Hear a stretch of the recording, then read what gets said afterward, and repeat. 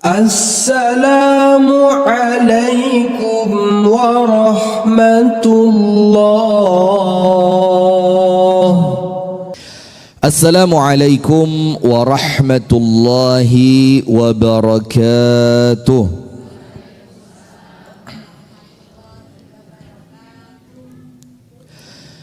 Innal hamdalillah nahmaduhu wa nasta'inuhu wa nastaghfiruh wa nastahdihi wa natubu ilayhi wa na'udzu billah min syururi anfusina wa min sayyiati a'malina. Man yahdihillahu fala mudilla lahu wa man yudlil falan tajida lahu waliyyan mursyida. Ashhadu an la ilaha illallah wahdahu la syarika lah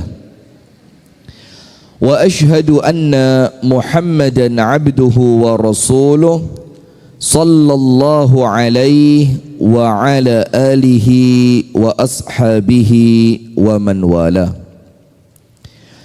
A'udzu billahi minasy syaithanir rajim. Ya ayyuhalladzina amanu taqullaha haqqa tuqatih wa la tamutunna illa wa antum muslimun.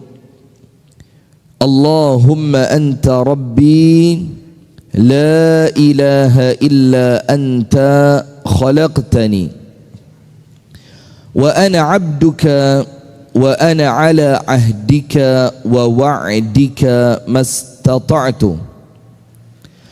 A'udzu bika min syarri ma sana'tu. Abu'u laka bi ni'matika 'alayya wa abu'u bi dhanbi faghfir li. Fa innahu la yaghfiru adh-dhunuba illa anta. Asbahna ala fitratil Islam wa ala kalimatil ikhlas wa ala dini nabiyyina Muhammadin sallallahu alaihi wasallam wa ala millati abina Ibrahim hanifan musliman wa ma kana minal musyrikin, amma ba'du. Allahumma inna nas'aluka ilman nafi'an wa rizqan tayyiban wa amalan mutaqabbala. Allahumma 'allimna ma yanfa'una wanfa'na bima 'allamtana wa zidna ilman wa hudan wa taufiqan, amin ya rabbal alamin. Ibu-ibu sekalian, jamaah Bunda Smart Community yang semoga dirahmati oleh Allah Subhanahu wa taala, mudah-mudahan diberkahi oleh Allah, mudah-mudahan panjenengan semua oleh Allah diberikan kesehatan, diberikan ketenangan, diberikan taufik, hidayah, dan Allah karuniakan buat panjenengan semua istiqomah sampai nanti semuanya wafatnya dalam keadaan yang baik, dalam keadaan iman, dalam keadaan Islam, dalam keadaan husnul khatimah. Allahumma amin. Puji dan syukur alhamdulillah kita haturkan kepada Allah. Salah satu yang patut kita syukuri ibu-ibu, itu apa bu? Panjenengan oleh Allah dikasih kesempatan untuk duduk di majelis taklim. Duduk tenang, pakaiannya bagus, ada suguhannya, tempatnya juga nyaman. Panjenengan datang tidak perlu repot jalan kaki. Panjenengan punya sepeda motor, panjenengan punya mobil, panjenengan punya helikopter. Tidak ada. Ya, saya biasa ngaji di tempat yang datangnya pakai helikopter, garai. Panjenengan punya motor, punya mobil, nanti panjenengan selesai pengajian punya tempat pulang, ndak khawatir diusir orang, itu disyukuri. Karena apa? Banyak di antara perempuan yang lain, ibu-ibu, panjenengan perlu ngelihat orang-orang yang tidak seberuntung panjenengan. Walaupun kalau ngomong bahagia, tidak diukur dengan nikmat duniawi. Bener apa enggak? Ada orang yang mungkin secara duniawi di bawah kita, tapi bahagia di dalam hatinya mengalahkan bahagianya kita. Ada apa enggak kira-kira? Yo kayaknya ada ya. Cuma kita perlu sadari ada orang-orang yang secara duniawi di bawah kita, yang panjenengan duduk di majelis taklim mereka umbah-umbah, panjenengan duduk di majelis taklim mereka kora-kora. Bukan kora-kora, tahu kora-kora? Wahana itu korah-korah. Ini wahana hiburan kora-kora. Ya, jadi kora-kora itu yang kemana-mana rumahnya dibawa itu loh.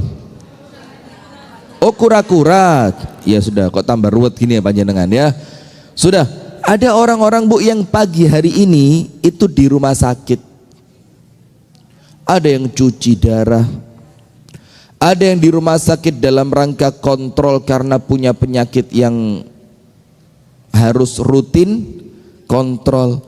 Bahkan ada yang saat ini Bu sedang kerja di rumahnya orang. Lah panjenengan oleh Allah Ta'ala dikaruniai Masya Allah rezeki alhamdulillah, ya minimal cukup, ya benda, bahkan lebih, bahkan kaya. Panjenengan fisiknya sehat, panjenengan rumahnya bagus, panjenengan kendaraannya juga enak. Maka semua kenikmatan itu kalau tidak sering ditafakuri, itu bisa jadi menjadikan panjenengan lalai, bisa jadi menjadikan kita sebagai orang yang lalai. Karena semua itu kalau dianggap Allah wis biasa, maka tulis dalam bahasa Arab ada satu quote ngerti? Quote, kata-kata mutiara ya. Dalam bahasa Arab itu ada quote, kata hikmah lah, begini: kathratul ilmas tumitul ihsas. Kathratul ilmas, banyak bersentuhan, banyak berinteraksi, itu tumitul ihsas, mematikan kepekaan. Iya benda. Tiap hari naik mobil, lama-lama naik mobil terasa apa? Biasa. Coba tiap hari naik motor, kepanasan, kehujanan, terus panjenengan tiba-tiba diajak temen naik mobil. Ya apa perasaannya naik mobil ketika tiap hari sebelumnya naik motor? Enak yo, mudun, make up-nya durung luntur. Ini kelihatan, ini mana yang mobil, mana yang motor kelihatan.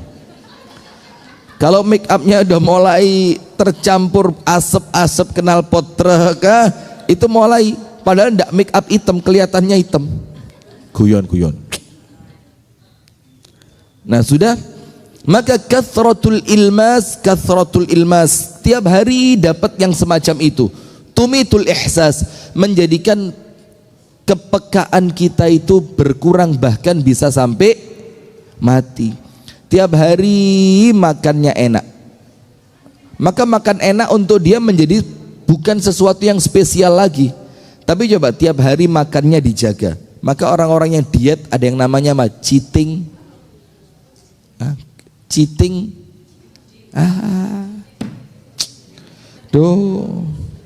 Saya ngaji tuh di tempat yang keren loh biasanya. Antara jilbab, gamis, tas itu sama semua warnanya gitu. Warna kreditan maksudnya. Sudah. Maka ada orang yang diet itu punya hari namanya cheating day. Kalau orang puasa itu biasanya gak oleh mangan blas, hari itu khusus satu hari bebas. Itu perasaannya apa? Cilok, maklor, apalagi cireng, telur gulung sing sedep-sedep itu loh ya. Pakanan arek cilik itu enak-enak emang. Micine akeh, yo kadang-kadang lengon yo gak sehat, tapi kok di mulut itu kayak enak gitu loh ya. Nah, maka ketika orang itu terbiasa ngempet, maka ketika dapat yang di-loss itu terasa apa? Bahagianya luar biasa. Nah, maka itulah perlunya nikmat ini senantiasa kita tafakuri, Bu. Alhamdulillah duwe sepeda motor. Koncoku lho lek ti ngaji sik ngenteni bojone mulih kerja sik baru ijol-ijolan sepeda motor. Alhamdulillah punya mobil. Walaupun mungkin mobil saya tidak sebaik mobilnya orang lain. Maka Rasulullah ngasih isyarat bagaimana? Kalau mau membandingkan panjenengan, bandingkan dengan orang yang di mana? Ngerti ngono iku Yohan? Bandingkan dengan yang apa? Di bawah. Jangan ngelihat orang-orang yang senantiasa mentereng, walaupun pengajian pare ini ketok ya wis mulai mentereng. Gak usah direken, gak usah dilihat. Panjenengan fokus pada diri panjenengan saja. Aku iso ngaji, alhamdulillah. Pakaianku pantes, alhamdulillah. Aku mulai duwe omah, alhamdulillah. Ndak usah noleh. Aduh, Hajah Yuning kok kelambine ijol terus. Kelambiku pancet. Loh, mana kok ndak ada? Oh, pindah situ, tak kira dari sana. Ngelihat yang lain lagi, duh, masya Allah, iku bentek kok ngaji loh. Iku lek ngelebokno celengan iku, mana celengannya belum keluar? Lek ngelebokno celengan iku mbak, lek gak 50.000 1.000, aku be 2.000 tak ketok loro. Saiki separuh meneh separuh. Iya. 2.000 diketok loro jadi berapa? Saiki separuh meneh separuh. Sing separuh ndek Bunda Smart Community, sing separuh ndek Cinta Surga. Kene gak payu, kono gak payu. Sapa ngeleboni duit separuh iki? Nah, maka ndak usah fokus sama orang lain. Biarin. Cukup fokus dengan diri sendiri dan harus senantiasa bersyukur. Kenapa? Karena masih banyak orang yang taraf kehidupannya di bawah kita. Faham Ibu-ibu nggih? Jadi nikmatnya harus terus apa? Dibesarkan. Ini kalau bukan karena Allah tidak bisa. Kalau tidak dikasih Allah tidak punya. Kalau tidak digunakan untuk taat kepada Allah, nanti lama-lama sama Allah dicabut. Na'udzubillah min dzalik. Salawat beriring salam semoga tercurahkan kepada uswah kita, suri tauladan kita dan kekasih kita bersama, Nabi besar, Nabi agung, An-Nabi Muhammad sallallahu alaihi wasallam, beserta seluruh keluarganya, beserta seluruh istrinya, beserta seluruh sahabatnya dan seluruh di antara umat dan pengikutnya yang setia menjalankan sunnah ila yaumil qiyamah. Ibu-ibu sekalian, pembukaan sedikit aja, paling telat. Lo kok buka Wikipedia? HP saya sering kayak punya panjenengan gitu. Jadi di kantong ini ngatur dewe. Saya takut jangan-jangan ada jinnya. Akhirnya sampai rumah saya ruqyah. A'udzubillahi minasyaitonir. Ternyata bukan karena jin. HP-nya terlalu sensitif. Jadi di kantong ini touchscreen-nya itu jalan sendiri. Sing isi apa? Kadang-kadang kita ndak tahu sampai lama kepowan terus pas ngarepe ibu-ibu TikTok. TikToknya pas lagu sing gak kena. Gas, torang gas. Astagfirullahaladzim. Kok pas ngiku? Sudah. Nah, maka HP seperti itu saya belum tahu ya apa carane. Dikunci yang buka dewe. Enak di gua aja ya. Dilem biru, dilempar kemudian beli yang baru. Mudah-mudahan ada rezekinya, amin. Ketika Nabi Muhammad ditanya tentang berzina, ketika Nabi Muhammad ditanya tentang pencurian, Nabi Muhammad mengatakan zina haram, mencuri juga haram. Tapi oleh Nabi Muhammad ditambahkan, kalau kamu berzina dengan tetanggamu, itu 10 kali lebih berat dibanding berzina dengan orang lain. Kalau kamu mencuri dari rumah tetanggamu, itu 10 kali lipat lebih berat dosanya dibanding mencuri dari rumah yang lain. Kenapa begitu? Karena tetangga seharusnya dijaga, dimuliakan, dihormati, disayangi. Kok kenapa malah dizolimi? Maka kemaksiatannya bertambah. Berikutnya, ketika ingin memberikan sesuatu, berikan sesuatu kepada siapa? tetangga yang terdekat terlebih dahulu. Maka ketika Rasulullah mendapatkan wasiat dari malaikat Jibril, apa kata Rasulullah? Ma zala Jibrilu yusini bil jari hatta dhanantu annahu sayuwarrithuhu.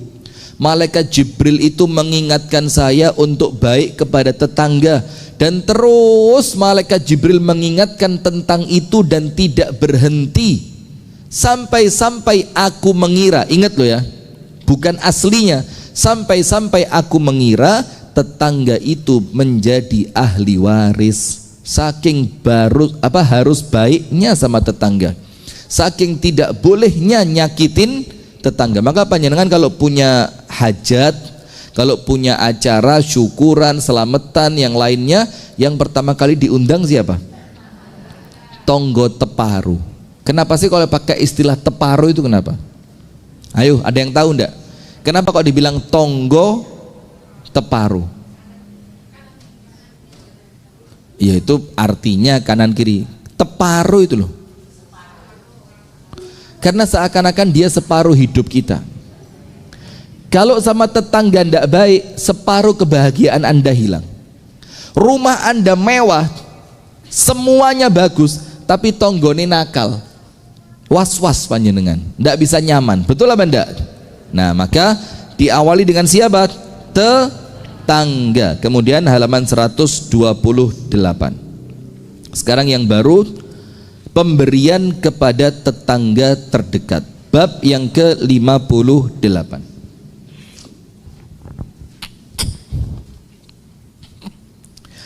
Disebutkan di sini, an Aisyah radhiyallahu taala anha qalat, dari ibunda Aisyah radhiyallahu taala anha mengatakan, qultu, aku mengatakan kepada Nabi Muhammad, ya Rasulullah, inna li jaraini fa ila ayyihima uhdi, qala ila aqrabihima minka baban.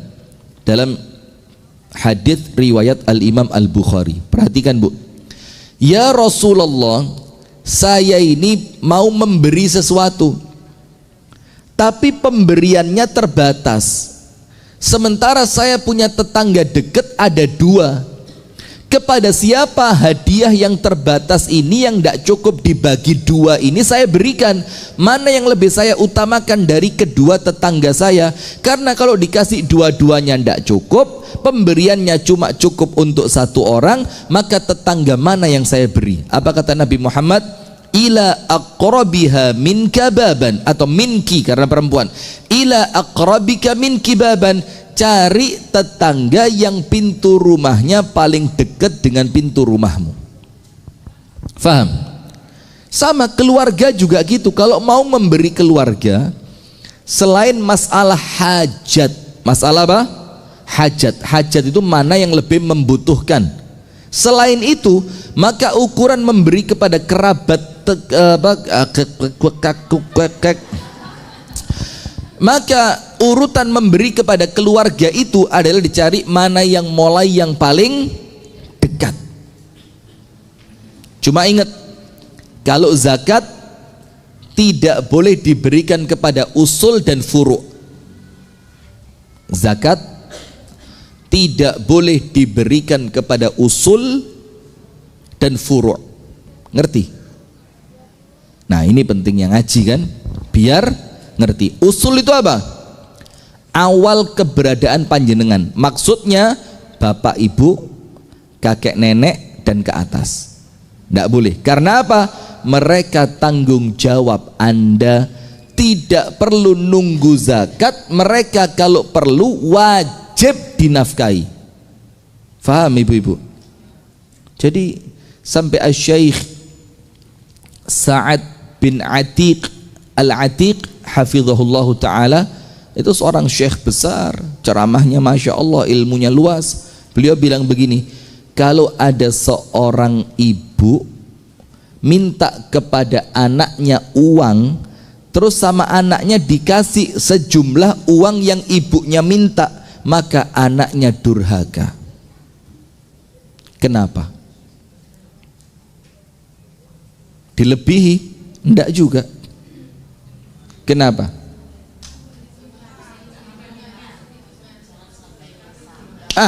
Hajah Yuning luar biasa. Karena kamu membuat ibumu minta dulu baru kamu kasih. Sementara minta itu pripun, malu apa tidak? Maka seharusnya sebelum dia minta sudah kamu beri. Itu usul ke atas, tidak boleh dapat zakat. Yang kedua, furu'. Apa yang Anda hasilkan? Furu'. Anak, cucu, dan ke bawah. Tidak boleh dikasih zakat karena itu tanggung jawab Anda. Tapi saudara kandung boleh dikasih zakat? Boleh. Ponaan? Boleh. Misanan? Boleh.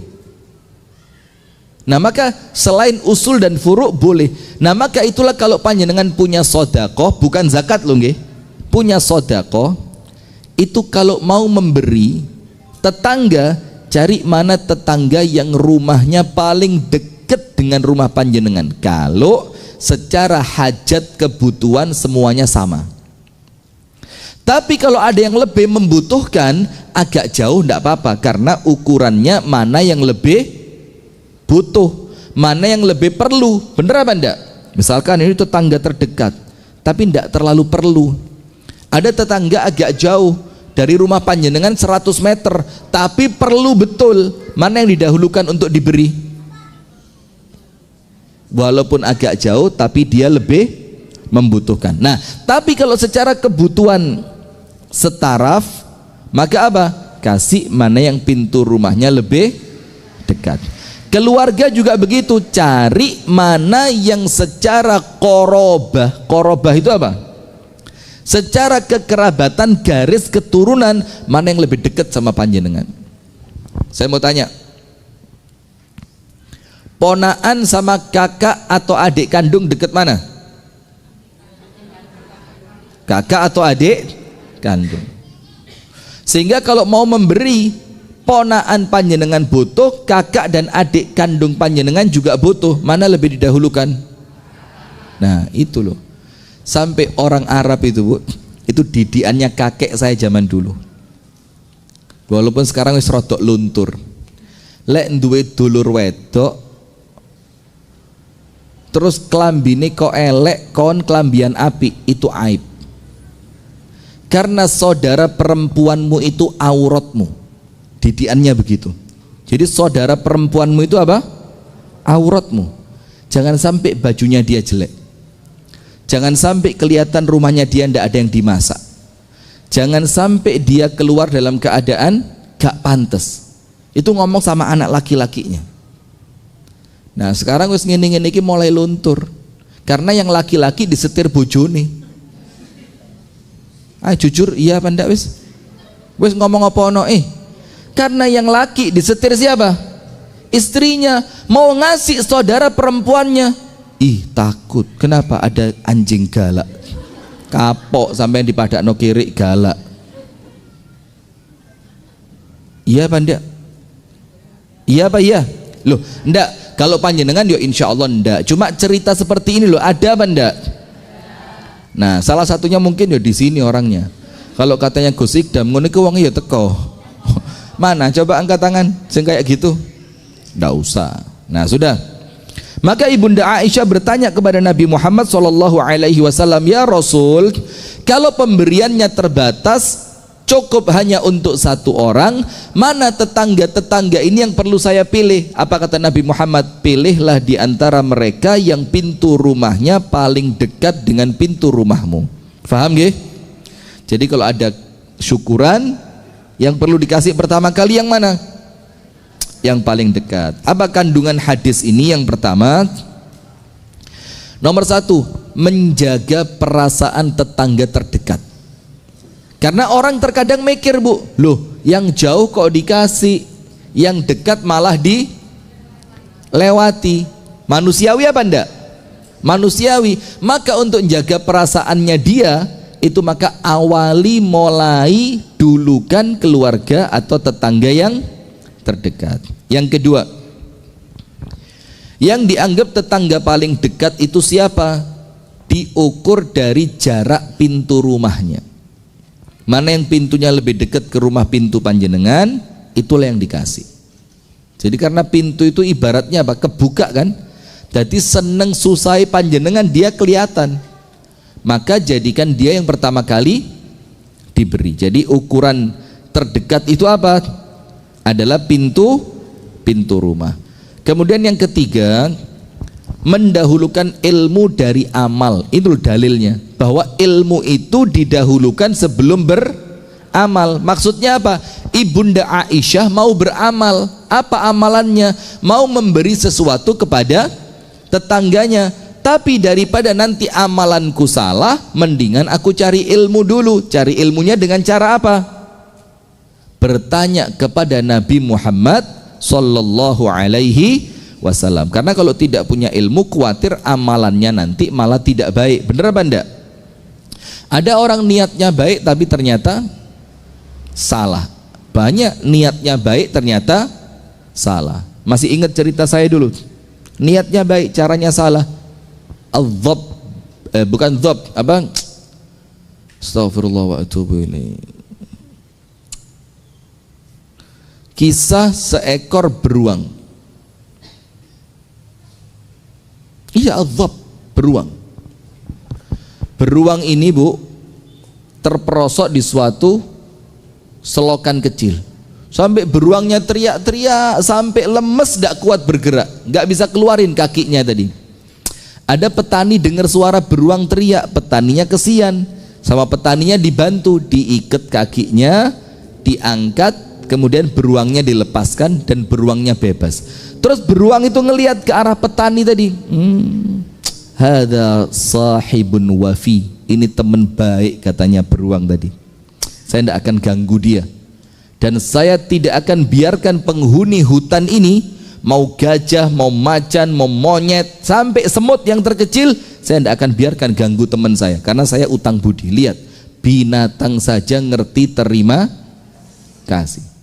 Suatu hari ketika Pak Tani itu istirahat siang di bawah pohon, ternyata Pak Tani itu tidurnya terganggu. Terganggu karena apa?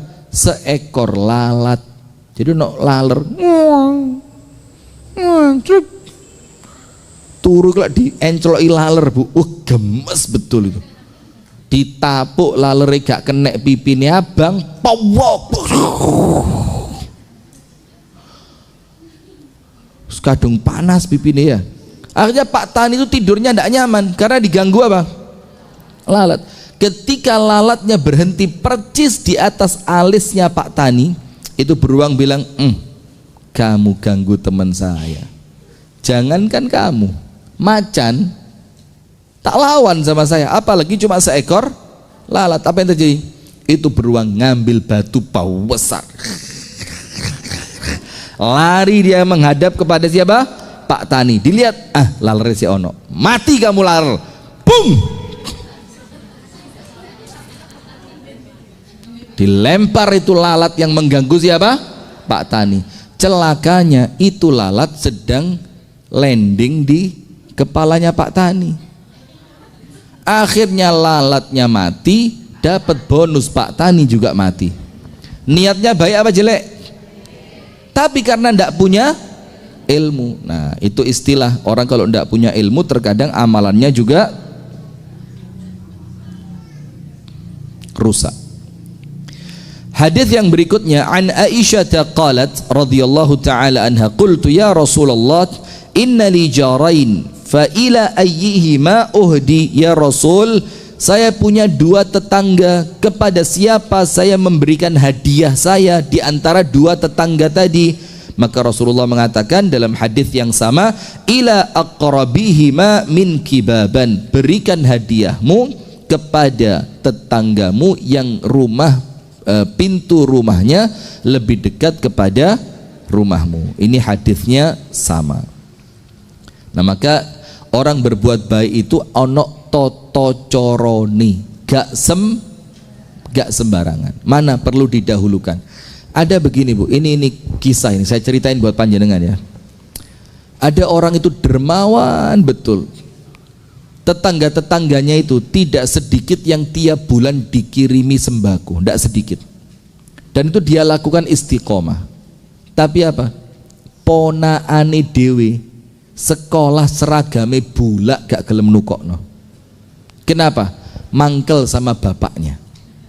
Jadi dia punya masalah dengan adik kandungnya kakak kandungnya tersebut, sampai uangnya dia dinikmati orang jauh tapi tidak mendapatkan kenikmatan dari uangnya orang dekatnya.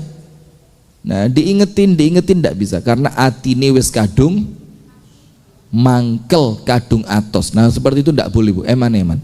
Karena yang paling berhak dan paling besar pahalanya adalah mereka yang paling dekat kepada kita. Nah, sekarang bab yang ke-59. Masih serupa, yaitu apa? Yang lebih dekat berikutnya, lebih dekat di antara para tetangga. Al-aqrabu fal-aqrab. Lebih dekat, kemudian lebih dekat maksudnya apa? Cari mana yang paling dekat, itu yang didahulukan, kemudian berikutnya dan seterusnya. Faham? Jadi kalau diutamakan mana yang paling dekat. Anil Hasani annahu su'ila anil jar. Dari Al-Hasan, yaitu Al-Hasan, dia ditanya anil jar, tentang tetangga. Faqala, maka Al-Hasan mengatakan, tetangga itu siapa sih? Yang dibilang tonggo itu kriterianya apa? Dibilang arba'ina daran amamah wa arba'ina daran khalfah wa arba'ina daran an yaminih wa arba'ina daran an yasarih. Tetangga itu, Bu, zaman dulu. Kalau sekarang ya tentu tidak bisa dibikin seperti ini, yo susah. Tetangga itu adalah 40 rumah ke depanmu, 40 rumah ke belakangmu, 40 rumah ke kananmu, dan 40 rumah ke kirimu. Berarti tetangga itu totalnya berapa? 160 rumah. Berat apa ringan? Berat, tidak gampang. Nah, kalau sekarang ya bisa dibilang se-RT lah ya. Satu RT itu biasa berapa kakak sih? 12. Ya, normalnya antara berapa? 50 rumah, 40. Nah, itu kan lumayan kalau 40 ya. Kalau bikin nasi kotak 40 kan ya paling satu kotaknya 30.000 lah. 30.000 kali 40 paling mek 1.200.000. Itu kan mek 10 tahun sepisan kan. Anda bagi-bagi nasi ke tetangga berapa tahun sekali? Loh, 1.200.000 loh. Setahun sepisan, tak hitung no. Ibu-ibu lah karena hitungannya bingung. Sebentar. 1.200.000 dibagi 12 bulan. Berarti saulan mek 100. Saulan mek 100. Dibagi lagi 100 dibagi 30 dino. Sedino mek 3.300. Sedino 3.300. Digawe nanti Ramadan ngundang buka puasa tonggo 40. Ringan apa berat? Yo, ndak bisa memaksa ya. Ada orang yang memang jumlah itu bukan jumlah yang kecil, tapi intinya lakukan semampunya. Kalau sekarang mungkin satu RT lah tetangga itu. Atau kalau dibesarkan lagi rotok gede didik, yes RW itu. Gak mungkin ngomong tonggo itu sak kecamatan. Lek mantu ngundang wong sak kecamatan. Wih, ini ngalang-alai Bapak Presiden Jokowi ketika mantu Gibran, Kaesang, dan siapa yang perempuan, siapa namanya? Kahiyang. Yang nomor 1 yang nikah dulu siapa sih? Gibran dulu ya. Setelah Gibran nikah, Kahiyang. Setelah Kahiyang, Kaesang. Itu semuanya nikah ketika Pak Jokowi jadi presiden itu, Masya Allah. Susah loh cari presiden model begitu. Itu belum tentu 200 tahun lagi ketemu, itu belum tentu itu. Maka mumpung ada ini lanjutkan saja.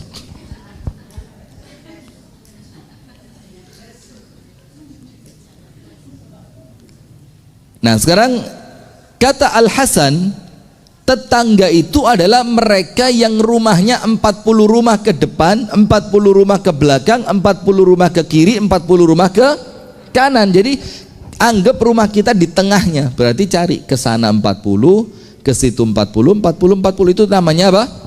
Tetangga. Tapi ingat, ulama berbeda pendapat tentang batasan tetangga menjadi berapa pendapat. Ali bin Abi Thalib mengatakan, ini pendapatnya siapa? Sayyiduna Ali ibnu Abi Thalib. Barang siapa mendengar panggilan berarti dia tetangga. Ngerti enggak?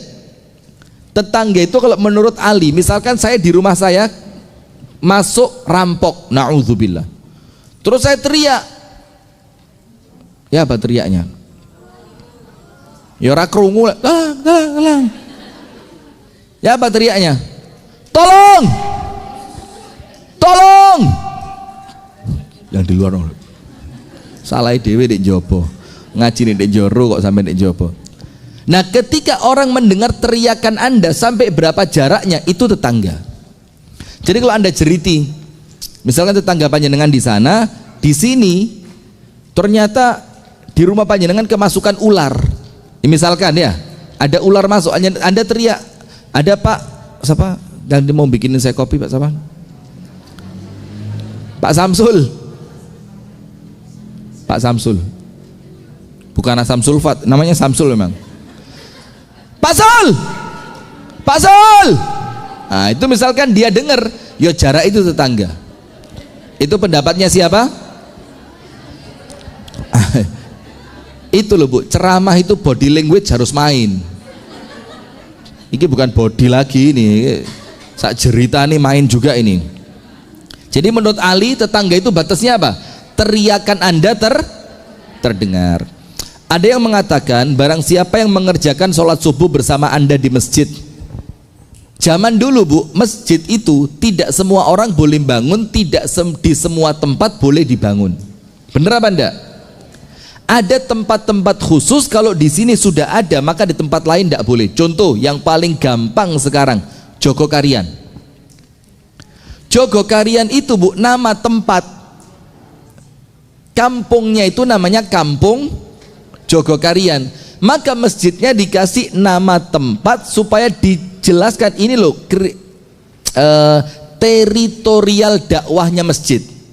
Yo sedaerah yang namanya daerah Jogokarian. Nah, maka dikatakan orang yang jamaah di masjid itu berarti kan orang yang dekat sekitaran masjid.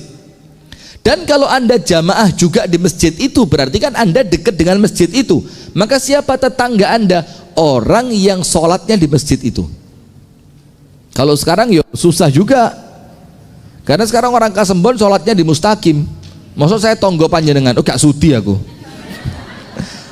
Nah kan kalau zaman dulu karena masjid itu teritori, maka apa? Ya maka siapa yang sholat di masjid tadi, karena artinya rumahnya dekat dengan masjid itu, dan Anda karena sholat di sana berarti Anda juga dekat, berarti siapa yang di masjid itu adalah orang-orang yang menjadi tetangga Anda. Ibunda Aisyah mengatakan batasan tetangga adalah 40 rumah di setiap sisi. Kalau sekarang perumahan ya penting sak perumahan, karena sekarang kan perumahan tidak ada yang banyak kan, paling di sini 20 rumah, 30 rumah, bahkan ada perumahan yang isinya cuma 10 rumah, 12 rumah, iya benda, yaitu. Nah tapi riwayat yang membatasi tetangga sebanyak 40 kanan kiri depan belakang itu riwayatnya adalah riwayat yang tidak kuat. Maka yang paling pas, dengerin Bu Cek Ruh, tetangga kita siapa? Yang paling pas, yang disepakati oleh ulama, tetangga itu apa? Yang dikenali tetangga di suatu masyarakat. Jadi menurut masyarakat Pare, tonggo iku batese sak piro sih? Yaitu tetangga Anda. Karena apa? Di dalam syariat tidak ada patokan baku. Karena yang ngomong 40 kanan, 40 kiri, 40 depan, 40 belakang, hadisnya tidak kuat, juga terlalu memberatkan. Bener apa enggak? Nah maka dikembalikan kepada adat setempat. Di Pare ini dibilang tonggo itu jarak piro sih? Nah maka itulah yang dibilang tetangga Anda. Hadis yang berikutnya dari Abu Hurairah radhiyallahu taala anhu, dia mengatakan wala yabda'u bi jarihi al-aqsa qabla al-adna walakin yabda'u bil adna qabla al-aqsa. Kata Abu Hurairah, Jangan memulai kebaikanmu dari tetangga yang jauh, tapi mulai dari yang dekat. Jadi termasuk ngundang manten itu loh Bu, hati-hati loh ini. Orang kalau ngundang manten, orang punya hajat mantu, itu kan kadang-kadang pikirannya ya apa? Penuh ya ndak? Mikir ini, mikir itu, durung kok mikir lek pas dino hari nanti hujan, belum lagi nanti aku noto parkire besan di endi, nanti besan lek teko istirahat. Waduh, belum pernah ya? Oh, belum pernah sih. Saya lo belum pernah. Tapi tahu, mikir parkir, nanti nyiap no kotaan gaya besan lek mulai, apalagi kalau besannya luar pulau. Aduh, nyiapin nanti nginepnya di mana, selama dia nginep nanti makan pagi siang malamnya ya apa, durung kok sore ngirim jajane. Waduh ya Allah. Maka orang mantu itu Bu, insya Allah lek ikhlas pahalanya gede, pahalanya apa? Besar. Ada seorang anak, tapi saya ceritakan di sini buat pelajaran Bu ya. Mudah-mudahan itu bisa jadi pelajaran buat kita. Dilahirkan ibunya, disusoni ibu, dibelanjani bapak, jadi lahir sama ibu, dirawat oleh ibu, semua kebutuhan dia dipenuhi oleh bapaknya. Ketika sudah sukses mau nikah, ngelawan orang tuanya gara-gara membelani perempuan yang dia cintai. Ini saya bilang tidak benar. Saya bilang tidak benar, keterlaluan kamu. Lu mosok sepanjang umur orang tuamu itu pahlawan buat kamu. Baru kenal perempuan kemarin sore, langsung kayaknya orang tua ndak punya kebaikan sama sekali. Oh Ustadz, memang bapak saya keras. Kalau ibu saya itu Ustadz, memang kalau sudah punya kemauan. Loh, saya tanya lagi, kamu lahir dari siapa? Calon istrimu atau ibumu? Oh iya jelas Ustadz, guyang-guyang. Kayak Ustadz ndak tahu saja.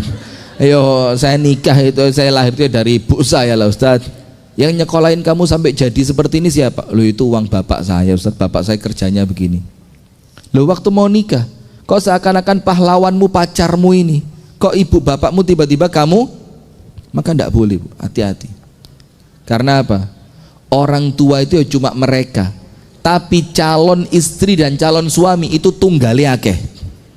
Dan saya ngomong apa adanya. Jadi ada orang yang datang ke saya itu harapannya saya belani dia. Tapi saya bilang, oh jangan kira saya belani kamu kalau kamu salah. Kalau kamu benar tak belani. Tapi kalau kamu salah, saya harus ngasih jawaban yang bikin kamu berpikir ulang. Tidak sembarangan, orang tua ini keramat. Maka dalam lagunya Roma Irama apa? Yang keramat, tidak ada keramat. Itu ya, itu. Jangan terus. Aduh, jangan terus. Itu ya sudah wis. Sudah jangan terus lah. Smart betulan ini sudah. Itu kan ibu yang keramat tuh, yang keramat itu. Yang tidak ada keramat. Ispok itu lah bisa. Sudah. Nah, maka tolong Bu, orang tua ini tepak ini. Saya kok jadi ngomong ini apa tadi awalnya? Apa? Enggak, tetangga. Oh ya, nikah. Nah, maka begini, kalau ngundang nikah Bu, justru yang pertama kali kudu ditulis malah sing cedek-cedek. Yang pertama kali harus ditulis malah apa? Kerabat dekat, tetangga dekat, teman dekat. Kenapa? Kalau tidak begitu kan kita kadang-kadang gak mungkin lupa, wong dia teman dekat saya, tetangga dekat. Nanti semakin mendekati hari H, pikiran semakin banyak, malah lupa nanti. Akhirnya tetangga dekat merasa, loh padahal tiap hari bareng loh. Padahal kalau pengajian yo di majelis taklim Bunda Smart Community loh, yo kenal ketemu sama saya. Loh mosok sekarang mantu dumane dapat mantu pilot aja lupa sama saya. Dumane mantu nih ustadz anaknya jadi istri keempat aja lupa sama saya. Loh kalau dapat ustadz itu rela kok Bu, enggak apa-apa ustadz, silakan dipersunting anak saya. Loh istri saya sudah banyak loh Pak, enggak apa-apa ustadz, jadi yang ke-24 boleh. Ngawur ini. Enggak sudah ya. Maka tolong kalau ada acara-acara besar semacam itu, justru yang dekat apa? Ditulis duluan. Dan sebaliknya, apa sebaliknya? Kalau panjenengan kelewatan tidak diundang, jangan terlalu baper. Anggapan apa? Oh, memang orang mantu itu pikirannya banyak, ya mungkin dia lupa. Alah, enggak apa-apa. Nanti setelah nikahannya semuanya selesai, panjenengan datang ke rumahnya, bawa apa? Seperti yang saya ceritakan tadi ya, bawain apa? Mbak, mungkin sampean lali. Ya Allah Mbak, aku gak lali. Kenapa? Ya parah itu. Aku gak lali Mbak, tapi tak sejo. Loh, ngawur itu. Bukan saya ini berusaha ceramah kenceng panjenengan bengkong nomane. Saya ndak lupa Mbak, itu loh undangannya saya titipkan ke sekretaris pengajian. Loh mosok gak nyampe. Ternyata yang lupa bukan yang ngundang tapi yang dititipi. Itu kejadian loh Bu. Maka ojo gampang baper. Awas Ben. Dumane aku rondo ra diundang. Engko lek aku rabi untuk menteri, sampean gak tak undang. Aku nggawe tero pas ngarep omahe sampean, kawedi tenda biru tak bikin. Gak tak undang sampean. Nah, ndak usah gitu-gituan ya. Maka antara yang ngundang dan yang diundang keduanya harus lapang dada. Paham gitu? Maka Abu Hurairah mengingatkan kita mulai dengan siapa? Dengan tetangga yang paling dekat sebelum tetangga yang jauh. Maksudnya hadis ini apa? Ucapannya Abu Hurairah ini maksudnya apa? Semakin dekat seorang tetangga, maka haknya dia terhadap kita semakin bertambah. Jadi semakin dekat, haknya dia yang wajib kita tunaikan semakin bertambah. Paham gak Bu? Sekarang bab yang ke-60, orang yang menutup pintu terhadap tetangganya. Menutup pintu maksudnya apa? Menutup pintu terhadap tetangga itu maksudnya nomor satu, satru kacang hijau. Tolong ya kalau ngasih saya kue lebaran satru aja, jangan yang lain. Satru, bukan satu. Oh beda, enggak, kalau di Batu namanya satru kacang hijau. Di sini satu. Tapi kalau mau ngasih saya, jangan satu aja, bahasa apa? Jangan satu kacang hijau yang dicokot empuk keres. Itu kurang keren. Yang atos itu loh. Yang kalau makan itu dimut nanti di bibir bisa lumer. Sudah ingat ya? Jangan ngasih saya kue-kue yang lain. Kadang-kadang panjenengan kalau bikin tidak enak malah jadi omongan di rumah saya nanti. Iya. Umi saya itu kalau bikin kue enak. Jadi kalau dapat kiriman dari Pare sama umi saya kan dikontrol dulu. Ndelok sih nak. Buka. Pastel kok isine mek bihun tok ya nak. Ngene kok gak isin ngene nang ustaz ngono iku ya Allah.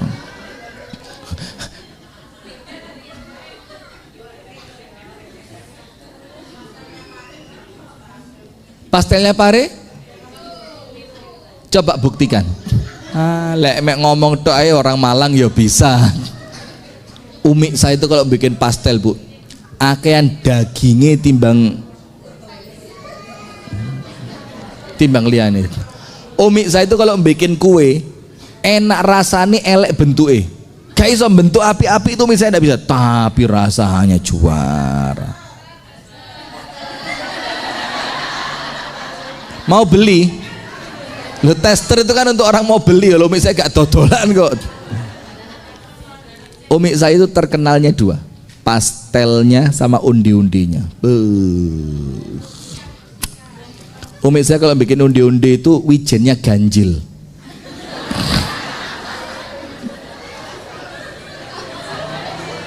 Ya, lo katanya kalau milih undi-undi yang enak yang wijennya ganjil, ya apa enggak? Itu wijennya ganjil. Itu lek masangi Bu. Itu pakai alat wiritan itu, tek siji, tek loro. Nanti les lengkap dihitung, oh kurang siji, tek. Guyon, astagfirullahaladzim, astagfirullah. Sudah ya, lanjut. Lah umi saya lagi sakit ini, doakan ya, mudah-mudahan Allah kasih sembuh, amin ya rabbal alamin. Sudah, maka dikatakan yang lebih dekat apa tadi kok ini? Oh, orang yang menutup pintu dari tetangganya. Nomor satu, orang yang bahasa Indonesianya apa? Satru itu. Lah, bukan musuhan. Mungkin lebih dekat bahasanya memboikot ya. Gak, itu bahasa Jawa, gak wawo, satru, tidak saling tegur sapa. Itu bahasa menutup pintu. Bahasa yang kedua, orang yang menutup pintu dari tetangganya. Maksudnya apa? Tidak memberikan kebaikan untuk tetangga. Pelit. Yang ketiga, menutup pintu dari tetangga. Maksudnya apa? Tidak turut menjaga. Tidak turut apa? Menjaga. Nomor 4, menutup pintu dari tetangga apa? Bahkan bisa diartikan sampai menyakiti. Sampai apa?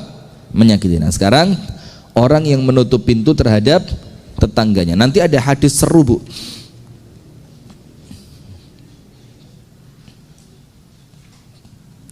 Itu apa? Ada tetangga itu sampai gak bisa ngomong, gak bisa mikir gara-gara tetangganya jahat. Terus laporan sama Nabi Muhammad, ya Rasul, saya sudah tidak kuat ya Rasul, saya ikhtiar sabar sudah tidak kuat, saya baikin tidak ada efeknya, saya gini, gak ada efeknya, tapi tetangga saya ini tetap jahatin saya. Apa kata Rasulullah?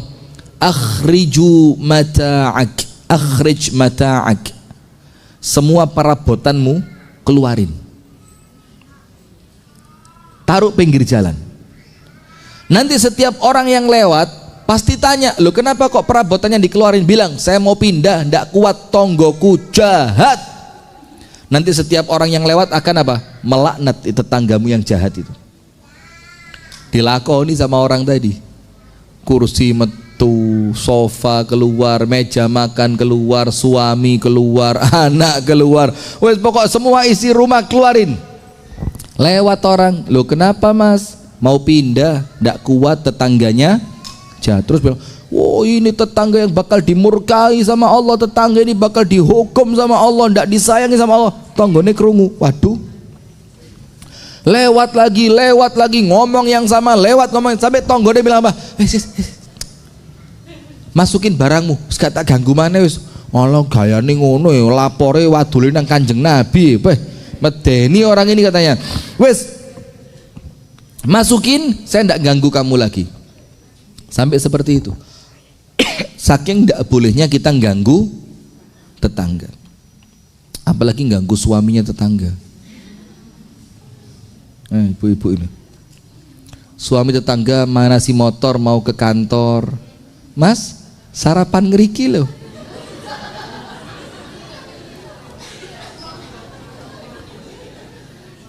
Ternyata bakul pecel. Ternyata apa? Bakul pecel. Dia bukan karena genit tapi supaya barangnya apa? Jangan suudzon. Anda ini orang gampang suudzon gari. Pikirannya itu yang positif gitu loh. Disebutkan wa ani bin Umar qala, dari Abdullah ibnu Umar qala, laqad ata alaina zamanun, sungguh telah datang kepada kita suatu masa, suatu zaman. Au qala hinun, sama artinya.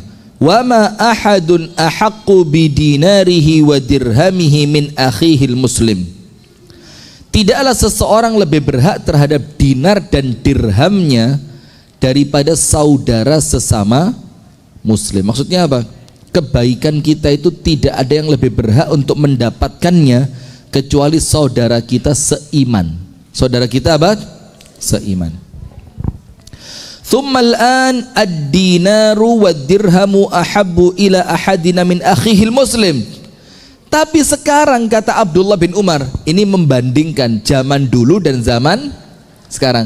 Kalau zaman dulu saya itu lebih mementingkan persaudaraan dibanding uang. Jadi kalaupun uang saya diambil tapi persaudaraan jalan terus, saya rela, karena lebih mahal persaudaraan dibanding uang. Tapi sekarang, kata Abdullah bin Umar, sekarang itu berarti di zamannya siapa? Abdullah bin Umar, masih di zamannya sahabat.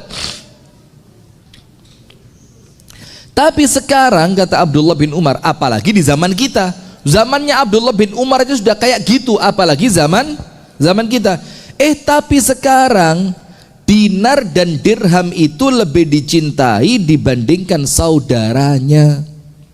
Ada enggak marah-marahan sama keluarga gara-gara uang? Ada.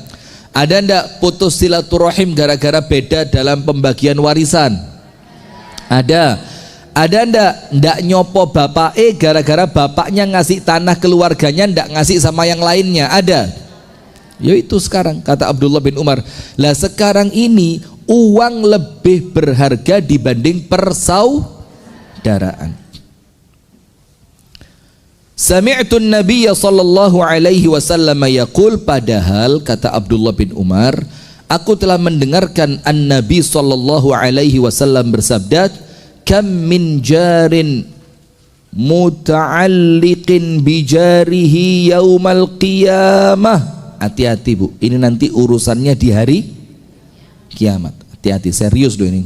Nah, maka saya ngomong sekali lagi Bu ya, ini mumpung momennya bagus menjelang bulan Ramadan. Tonggo-tonggo yang sekarang masih punya masalah itu Bu, wis dateng aja ke rumahnya. Golek waktu sing pas, dateng. Bawain apalah, yang penting pantes ya.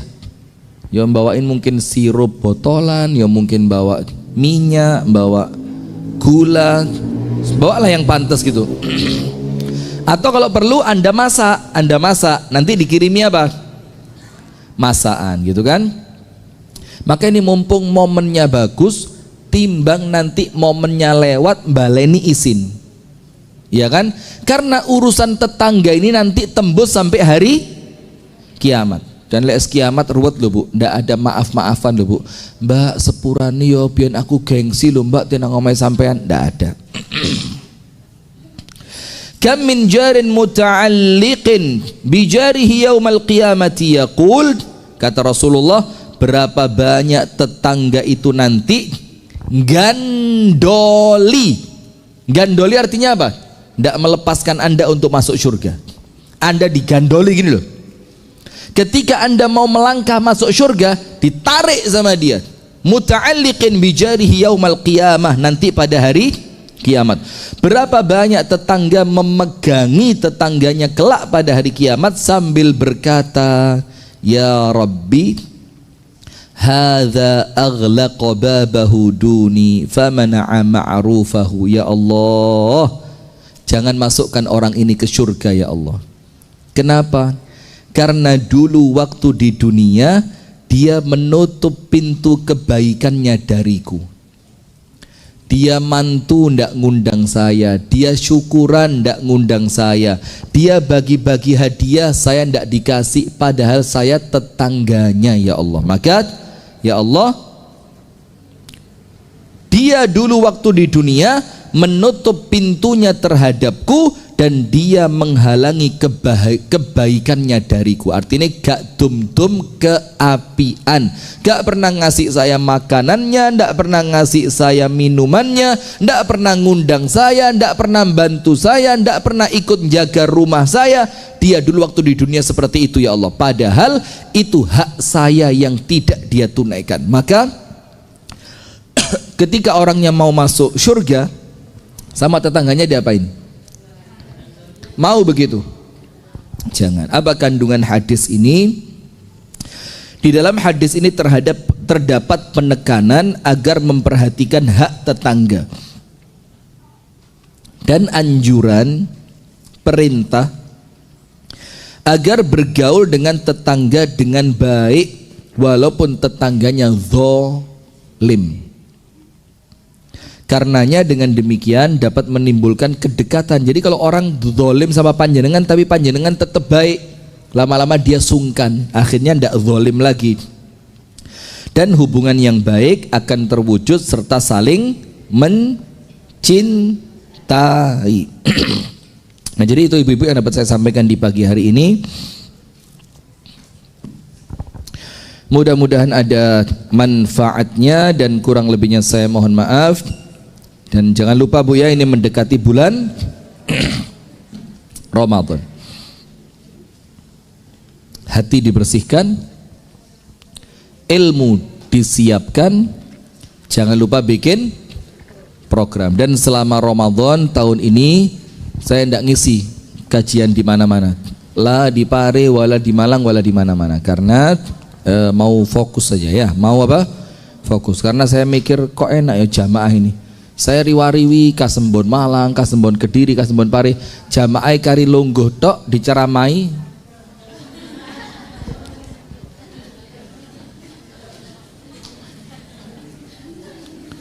Kok enak dia. Sementara saya pulang pengajian capek, tidak bisa ngaji, tinggal tidur. Panjenengan setelah di pengajian nih, oh berarti baca Quran bagus, panjenengan langsung ngaji. Rugi saya ya. Maka tahun ini kemudian saya izin menyampaikan ya Bu Sekretari apa? Bu MC. Ini saya sampaikan bukan untuk panjenengan yang di masjid ini, tapi untuk yang menyaksikan lewat tayangan Sayap Dakwah TV. Jadi kami dari Yayasan Sayap Dakwah TV dan Yayasan Sayap Dakwah Organizer itu sudah beberapa tahun terakhir membuat program Ramadan. Nomor 1, pembagian ribuan piring buka puasa. Jadi ribuan paket buka puasa. Dan kami bagikan ke tempat-tempat yang memang pantas dapat. Masjid Mustaqim ini saya rasa wis terlalu cukup lah. Jamaahnya sudah cukup. Tapi kami bagikan kemana? Kami ke arah Wonosalam, ke arah Grogol, ke tempat-tempat yang memang membutuhkan. Jadi kita kasih buka puasa yang mewah, yang pantas, yang bikin mereka itu buka puasa itu seneng. Itu tiap tahun kami bagikan ribuan paket buka puasa. Yang kedua, kami bikin santunan paket, dan paketnya ini ada yang kami bagikan sebelum Ramadan, ada yang kami bagikan setelah Ramadan mendekati Idul Fitri. Untuk siapa? Orang-orang saudara kita yang kurang mampu, yang kurang beruntung, yatim, piatu, du'afa, dan mu'alaf, dan para mu'alaf. Maka kami juga bekerja sama dengan Mu'alaf Center Kediri Raya. Nah kemudian di antara yatim piatu itu Bu, itu ada di antara mereka yang memang kami naikkan mobil, kami bawa ke toko pakaian, suruh milih sendiri mana baju yang kamu suka, mana celana yang itu program kami tiap tahun. Yang ketiga, juga ada program pembagian kitab gratis untuk khataman selama bulan Ramadan.